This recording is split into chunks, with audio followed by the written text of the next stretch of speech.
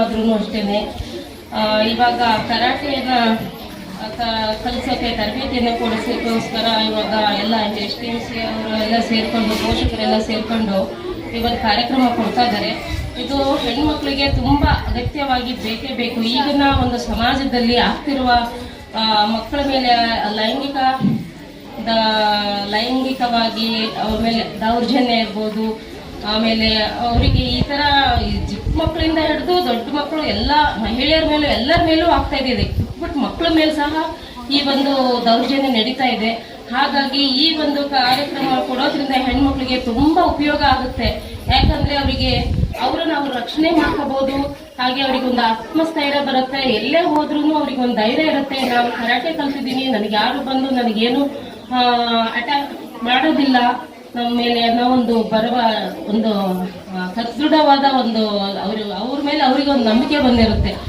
ಹಾಗೇನೆ ಈಗ ಎಲ್ಲ ಕಾರ್ಯಕ್ರಮ ಅಂದ್ರೆ ನಮ್ಮ ಮಾನ್ಯ ಸಚಿವರು, ಶಿಕ್ಷಣ ಸಚಿವರು ಈಗಾಗಲೇ ಶಾಲೆಗಳಿಗೆ ಮೊಟ್ಟೆಗಳನ್ನು ಕೊಡೋದಾಗ್ಲಿ, ಹಾಲು ಕೊಡೋದಾಗ್ಲಿ, ರಾಗಿ ಮಾಲ್ಟ್ ಕೊಡೋದಾಗ್ಲಿ, ಈ ತರದೆಲ್ಲ ಒಂದು ಒಳ್ಳೆಯ ಒಂದು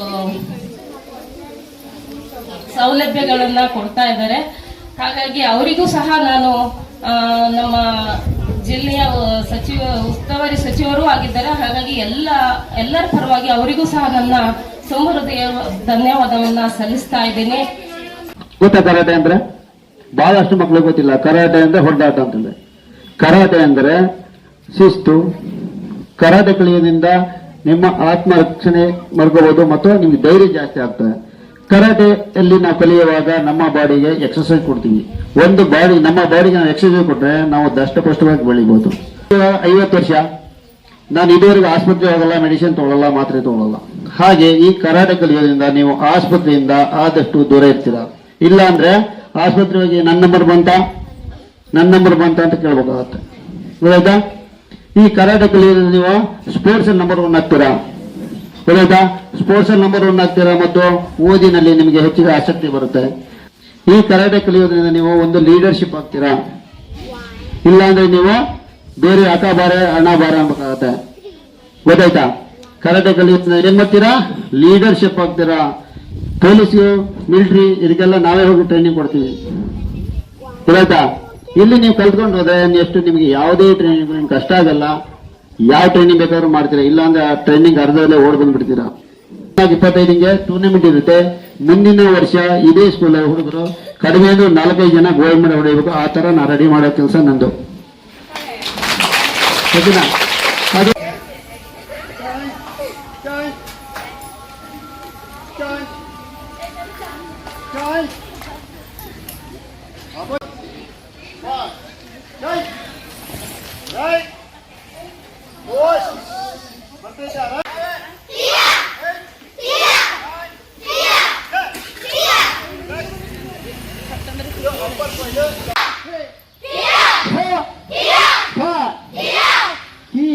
ಅಲ್ಲ ಕಿ KE ಕಿ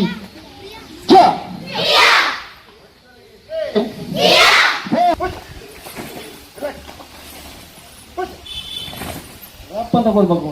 ಕರಾಟೆ ಹೊಡಲ್ಲ ನೀವು ಇವಾಗ ಹೊಡಲ್ಲ.